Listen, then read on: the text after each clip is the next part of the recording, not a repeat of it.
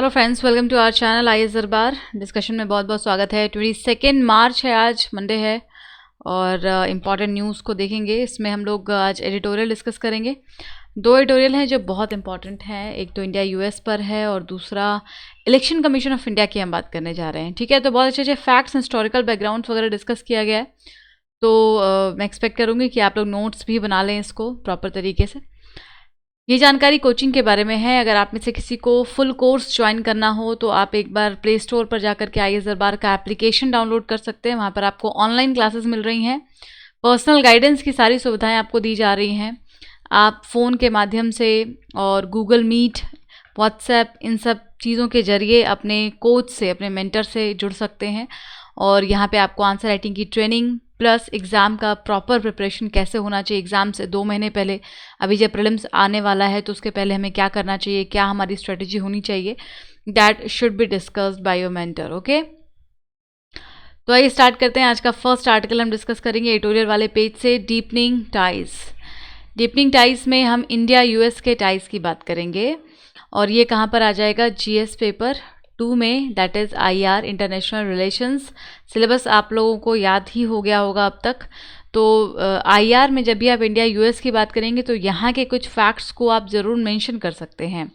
खास करके जो डिफेंस डील हुआ है या दोनों देशों का बायलैटरल रिलेशन कब से स्टार्ट हुआ है, स्ट्रेटेजिक रिलेशन कितना है, इकोनॉमिक रिलेशन कितना है, इन सब चीज़ों के फैक्ट्स को आपको अपने दिमाग में रखना है और आप इसको डायरेक्टली और इनडायरेक्टली ज़रूर यूज़ कर सकते हैं। आंसर राइटिंग की मैं बात कर रही हूँ।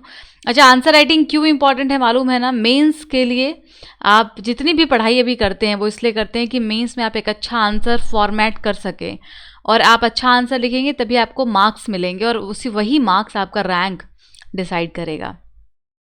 तो इस आर्टिकल में क्या कहा गया है, सबसे पहले मैं आपको बताऊं कि बायलैटरल डिफेंस पार्टनरशिप की हम बात कर रहे हैं। बायलैटरल रिलेशन, बायलैटरल मतलब होता है दो देशों के बीच का जो रिलेशन है।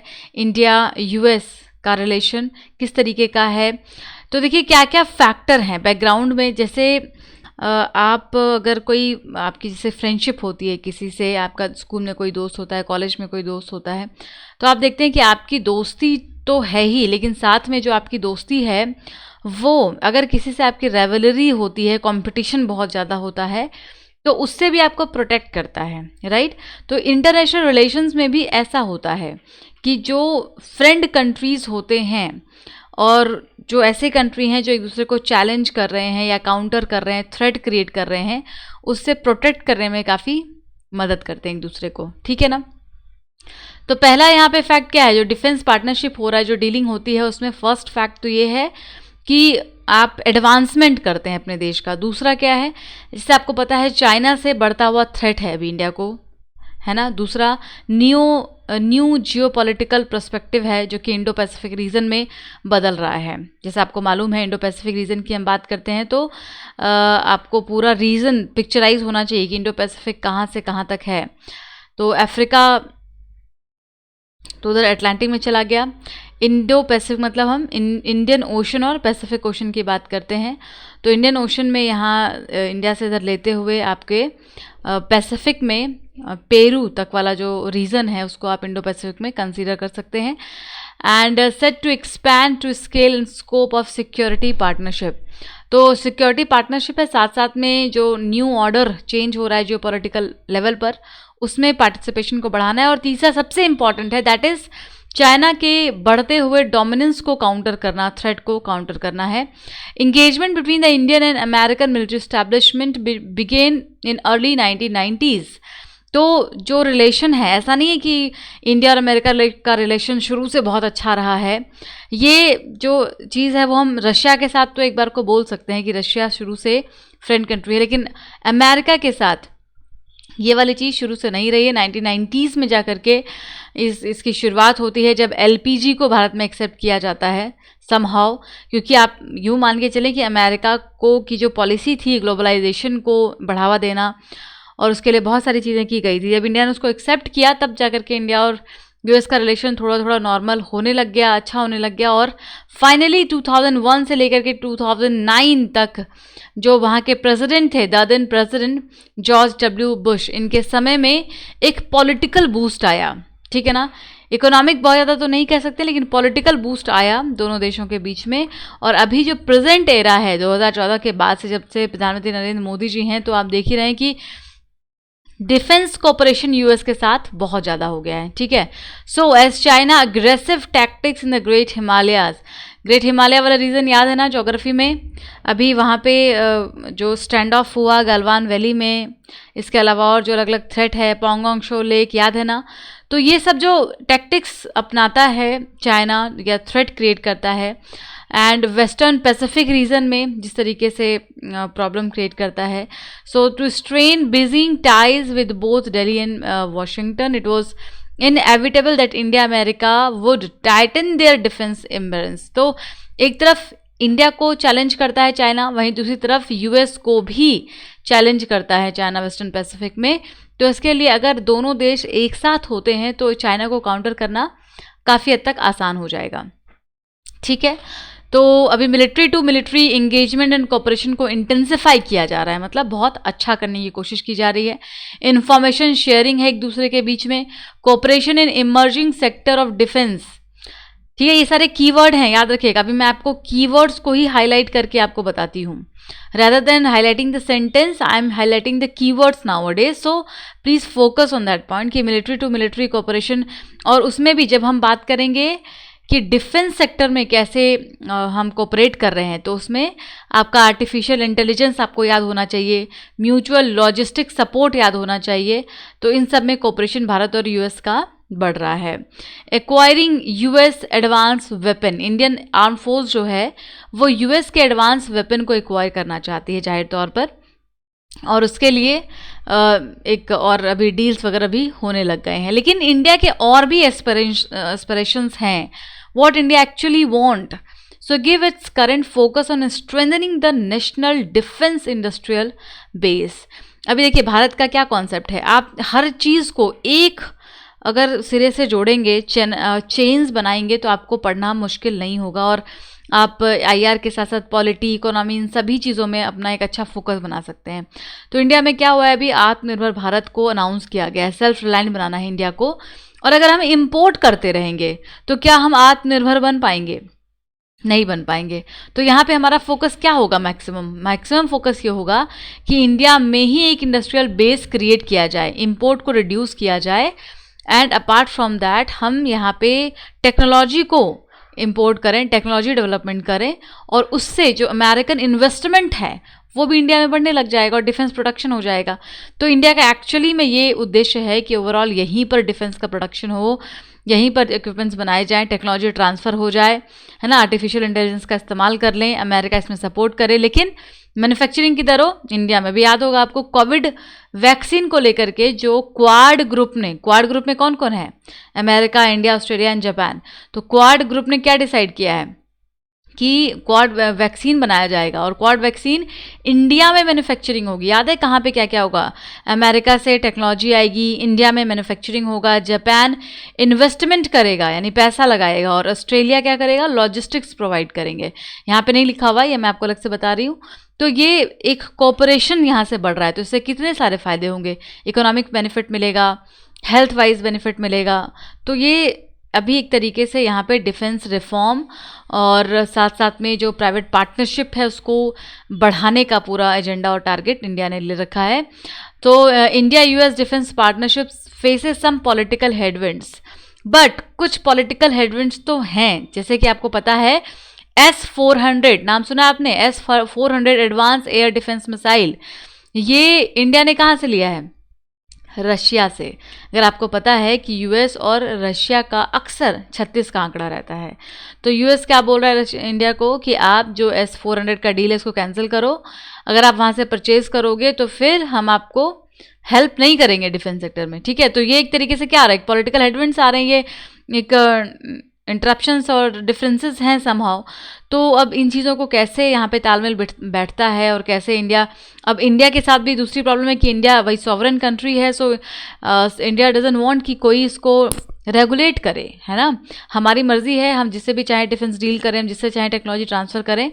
तो यहाँ पे थोड़ा सा कॉन्फ्लिक्ट अभी आ रहा है, क्योंकि एंटी रशिया जो मेथडोलॉजी या उनका एक एम्बिशन या मूड होता है, उसको लेकर के यूएस इंडिया डिफेंस रिलेशन जो है वहाँ पर थोड़ा सा इसका निगेटिव इम्पैक्ट पड़ जाता है, ठीक है ना। तो अभी इसको कैसे शॉर्ट आउट करते हैं ये लोग, it will show you in next class और अगले डिबेट डिस्कशंस में। तो अभी तक आपको ये बातें पता होनी चाहिए कि इंडिया यूएस में कितने सारे अप्रॉक्सीमेट एम्बिशंस हैं और आगे आने वाले समय में कितना और अच्छा हो सकता है। देखिए क्रिटिकलिटीज़ बहुत सारे हैं, उसको हमने यहाँ पे डिस्कस नहीं किया है, लेकिन आपको ये बताया गया है कि जैसे चाइना फैक्टर है, फिर इंडिया को अब आत्मनिर्भर बनना है तो वो एक फैक्टर है। तो ये सब चीज़ों में अमेरिका इंडिया की मदद कर सकता है। क्वाड लगातार स्ट्रेंथन हो रहा है तो ये एक पॉजिटिव फैक्टर है। अगला आर्टिकल डिस्कस करते हैं, मैटर ऑफ ट्रस्ट। हम बात करने जा रहे हैं इलेक्शन कमीशन ऑफ इंडिया की, ठीक है ना। ECI कौन से आर्टिकल में है, किसी को याद है? इलेक्शन कमीशन ऑफ इंडिया, अगर याद है तो कमेंट करके बताइए कि ये कौन से आर्टिकल में है मेंशन्ड। क्या कॉन्स्टिट्यूशनल बॉडी है इलेक्शन कमीशन ऑफ इंडिया? इसमें भी आप लिख सकते हैं येस और नो।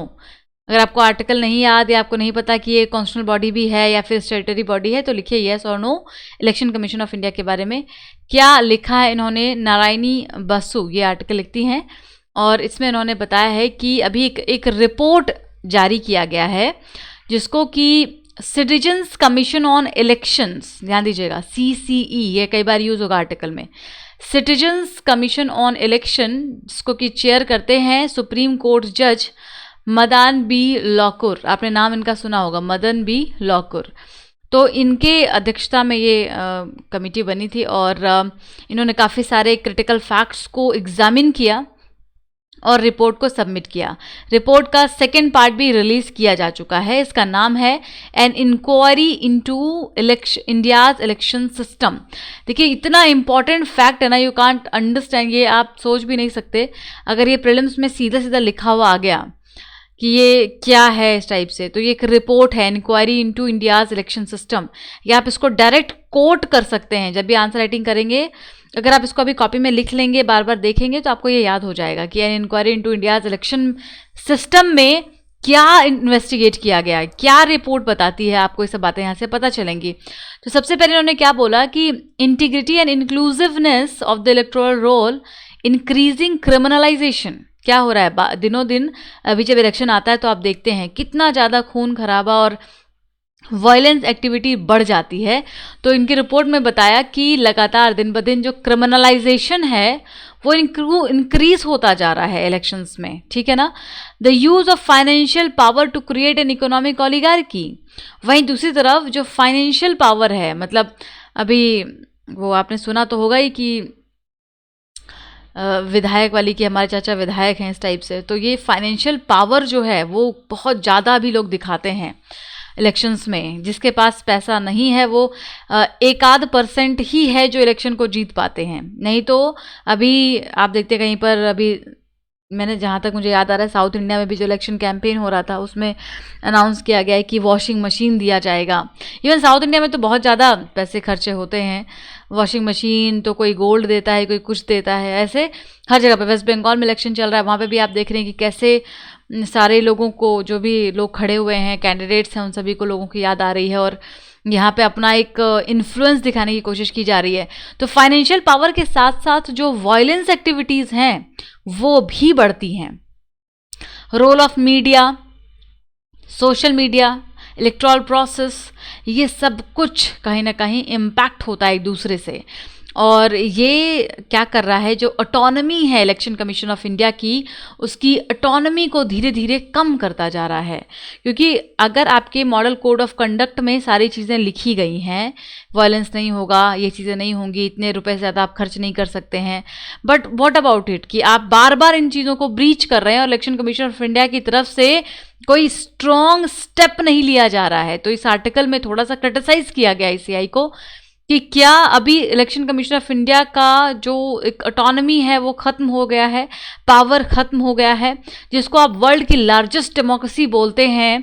आपको पता होना चाहिए भारत वर्ल्ड की लार्जेस्ट डेमोक्रेसी है और वहीं पर जो इलेक्शन कमीशन ऑफ इंडिया है उसको, इस डेमोक्रेसी को मेंटेन करने वाला एक बहुत लार्जेस्ट सिस्टम बताया जाता है। आपको बताएं कि इलेक्शन कमीशन ऑफ इंडिया की जो क्रेडिबिलिटी है वो इतनी ज़्यादा है कि सिर्फ इंडिया में ही नहीं बल्कि दूसरे देशों में भी, कुछ अफ्रीकन कंट्रीज़ में और भी कुछ कंट्रीज़ में election commission of India election conduct करवाती है, पूरा इलेक्टोरल प्रोसेस को वहाँ पर चेक करती है, इम्प्लीमेंट करती है। तो जो सिस्टम दूसरे देश में जाकर के परफॉर्म कर रहा है, क्या उसका अपने ही देश में कोई ऐसा जोर नहीं चल रहा है? तो इस बात पर ही ये पूरा आर्टिकल लिखा गया है। इसमें थोड़ा सा बैकग्राउंड में चलते हैं। जब इसको इस्टेब्लिश किया गया 1950 में, एक वॉचडॉग बॉडी की तरह इसको इस्टेब्लिश किया गया। 1952 में फ्री इंडिया वेंट टू पोल, पहली बार लोग वोटिंग करने जा रहे थे। अगर आपको याद है ना, तो क्या हुआ कि जैसे हम आज़ाद हुए तो लोगों को वोटिंग राइट्स दिया गया, ठीक है ना, एडल्ट फ्रेंचाइजी दी गई, उसमें कोई भी क्राइटेरिया नहीं रखा गया। One vote one person one vote का कॉन्सेप्ट लाया गया भारत में। और इसको इम्प्लीमेंट किसके द्वारा किया गया? फिर इलेक्शन कमीशन ऑफ इंडिया के द्वारा। सभी लोग वोट देने के लिए गए एंड शुरुआती दौर में सब लोगों ने ऐसा कहा कि it is experiment in democracy, ऐसा है। India's first chief election commissioner, he had constructed the electoral framework from scratches. तो जो फर्स्ट इलेक्शन कमिश्नर थे, चीफ इलेक्शन कमिश्नर, CEC, देखिए इसकी बॉडी वगैरह में काफ़ी बदलाव आए हैं। CEC पहले एक हुआ करते थे, फिर अभी इसमें 2 और ऐड कर दिए गए हैं, ये सब काफ़ी बदलाव हुआ है। सो सुकुमार सेन इनका नाम था और इन्होंने इसका पूरा एक फ्रेमवर्क तैयार किया था। 176 मिलियन सिटीजन्स के जो राइट्स थे उनको इंश्योर करना था। 85% ऑफ हुम वर इलिटरेट। लेकिन क्या था उस समय में, 85% जो जनसंख्या थी वो इलिटरेट थी। हम बात कर रहे हैं 1952 की। उस समय में लोगों के पास बहुत ज़्यादा साक्षरता नहीं हुआ करता था। आज भी भारत में आपको पता ही लिटरेसी रेट कितना कम है, लेकिन उस समय में तो बहुत ही कम था। 85% लोग इलिटरेट थे, would have a say in a democratic effort। और उसके बाद भी हमने इस डेमोक्रेसी के एफर्ट को लगातार जारी रखा और बहुत सारी डिफ़िकल्टीज़ आई। अभी आपको बहुत अच्छा एग्जाम्पल मिलने वाला है इसमें कि ऐसा नहीं है कि हमारा जो सिस्टम था वो शुरू से इतना कमज़ोर रहा है। एक ऐसा भी समय आया जब बहुत अच्छे अच्छे लोग, यानी TN सेशन, आपने इनका नाम सुना होगा, TN सेशन के बारे में बहुत फेमस रहे हैं अपने समय में। और मुझे जहाँ तक याद आ रहा है, अब हमारे बीच में ये नहीं है, 2 साल पहले इनके बारे में हमने काफ़ी कुछ डिस्कशन भी किया था। TN सेशन के बारे में आपको पढ़ना चाहिए। ये चीफ इलेक्शन कमिश्नर थे और इनके टाइम पे इन्होंने इतना स्ट्रिक्ट रूल को फॉलो किया था कि वो एक्चुअली में दिख रहा था कि इलेक्शन कमिश्नर के पास कितनी ताकत हो सकती है। करप्शंस वगैरह को ख़त्म करने के लिए कितने सारे स्टेप्स लिए गए थे। So Indian democracy has never been the easiest concept to implement. क्यों? क्योंकि भारत में कहीं पर साक्षरता नहीं है, अवेयरनेस नहीं है, बहुत बड़ी जनसंख्या है, अलग अलग रिलीजन्स हैं, और जो आपका, अगर आप ओवरऑल देखेंगे ट्रांसपोर्टेशन के तौर पर, या तब के समय में बहुत अच्छे रोड्स वगैरह नहीं हुआ करते थे, या कुछ एक सिस्टम जो है वहाँ पे ट्राइबल पीपल बहुत ज़्यादा रहते हैं। तो इन सब चीज़ों को देखते हुए इतना सारा वर्सेटैलिटीज़ हैं कि इतना आसान है ही नहीं कि इसको इम्प्लीमेंट किया जाए। लेकिन फिर भी जो हमारे 10th इलेक्शन कमिश्नर रहे, TN सेशन की हम बात कर रहे हैं, 1990s से लेकर के 1996 तक, ठीक है ना, 5 साल का टेन्योर था। इन्होंने मॉडल कोड ऑफ कंडक्ट को इस तरीके से इम्प्लीमेंट किया और जो इलेक्शन कमीशन होते हैं उनके पावर को इन्होंने एक्चुअली में लोगों को दिखाया कि कितना पावर होता है। उस समय में जो भी लोग करप्शन में इनबिल्ट पाए जा रहे थे, कोई रूल ब्रीच करता हुआ नज़र आ रहा था, या फिर कोई ऑफिशियल्स जो पार्शलिटी कर रहा हो, बायसनेस को दिखा रहा हो, उसको सस्पेंड कर दिया जा रहा था। इतना ही नहीं, session prohibited elections propaganda based on the religion caste based, जो आज हमारा कहीं ना कहीं एम्बिशन है, आज जो हमारे ये है कि ये ऐसा जो रिलीजन बेस्ड या फिर कास्ट बेस्ड हेट्रेड क्रिएट किया जाता है या कास्ट के बेसिस पर वोट मांगा जाता है, उसको ख़त्म किया जाए। ये उस समय में ये उन्होंने पॉसिबल कर दिखाया। आपको बताएं कि 1991 में पंजाब के इलेक्शन को कैंसिल कर दिया उन्होंने, to ensure that poll process was not vitiated by violence. आप वायलेंस का इस्तेमाल नहीं कर सकते इलेक्शन को जीतने के लिए, और इसकी वजह से उन्होंने कैंसिल कर दिया इलेक्शन को। इतना ही नहीं, 2002 में जो चीफ इलेक्शन कमिश्नर थे, वो राइट्स हुआ था गुजरात में, उसके उस समय में जो दैदन चीफ इलेक्शन कमिश्नर थे, उन्होंने भी इसको काफ़ी स्ट्रिक्टली लिया था और बहुत प्रेशराइज किया गया बाद में गवर्नमेंट को एंड इलेक्शन कमिश्नर टू, फिर उसमें क्या हुआ, असेंबली को ही डिसॉल्व करना पड़ा पहले, ठीक है ना। तो अभी जितने भी रॉयट्स और वायलेंसेस होते हैं उस समय में भी थे, लेकिन उस समय में जो इलेक्शन कमिश्नर रहे उन्होंने एक बहुत स्ट्रॉन्ग स्टेप लेते हुए मॉडल कोड ऑफ कंडक्ट को इम्प्लीमेंट कराया, ठीक है ना। लेकिन 2019 की बात करते हैं तो इन्होंने, राइटर ने कहा 2019 में आज क्या हो रहा है, आज क्लीन चिट मिल जा रहा है इलेक्शन कमीशन की तरफ से। कई सारे पॉलिटिकल जो प्रोवोकेटिव पॉलिटिकल स्टेटमेंट्स आते हैं कास्ट ओरिएंटेड, रिलीजन ओरिएंटेड, वो होने के बावजूद भी क्लीन चिट दे दिया जा रहा है। Who made hate and religious speeches during the election campaign, and the court demanded to know whether election commission was in fact calling itself toothless। यहाँ तक कि कोर्ट वगैरह ने भी कहा कि आखिर इलेक्शन कमीशन जो है वो क्यों नहीं स्टेप लेती है, क्या वो टूथलेस हो गई है। अभी जिस तरीके से वेस्ट बंगाल में आपका 8 फेज चल रहा है इलेक्शन का और काफ़ी कॉन्ट्रोवर्शियल उसको बताया जा रहा है, तो ये सारी बातें इस रिपोर्ट में इन्होंने कही हैं। और 75 से लेकर के 77, याद है आपको इंदिरा गांधी का समय, और डेमोक्रेसी वॉज सस्पेंडेड, क्यों, क्योंकि हर जगह पर इमरजेंसी लगा दिया गया था भारत में। तो वो भी एक दौर था जब इमरजेंसी लगाया गया था और सबके जो पावर्स थे वो चले गए थे, लेकिन आज इमरजेंसी जैसी कोई स्थिति नहीं है। लेकिन फिर भी इलेक्शन कमीशन अपनी ड्यूटी को इम्प्लीमेंट करने में कहीं ना कहीं नाकाम हो रही है। So India's first general election is one that deserve to be remembered. अगर हम सक्सेस स्टोरी की बात करते हैं तो फर्स्ट जनरल इलेक्शन जो हुआ था उसको हम आज भी याद कर सकते हैं। जिस तरीके से वहाँ उस समय में एफर्ट लगाए गए थे, इलेक्शन को कंडक्ट करवाया गया था, क्या आज जो इलेक्शन कमीशन है वो अपनी उस क्रेडिबिलिटी को फिर से वापस लेके आ पाएगी? तो ये एक बहुत बड़ा सवाल है। इस पर आपको मैंने क्वेश्चन भी दिया है आंसर राइटिंग में, आप ज़रूर लिखिए। सिग्निफिकेंस लिखिए इंडियन डेमोक्रेसी में इलेक्शन कमीशन ऑफ इंडिया का क्या है। इसके अलावा जो कॉन्स्टिट्यूशनल प्रोविजंस हैं उसके बारे में भी आपको लिखना है, ठीक है। तो आज के लिए इतना ही करते हैं। Thank you so much, keep starring.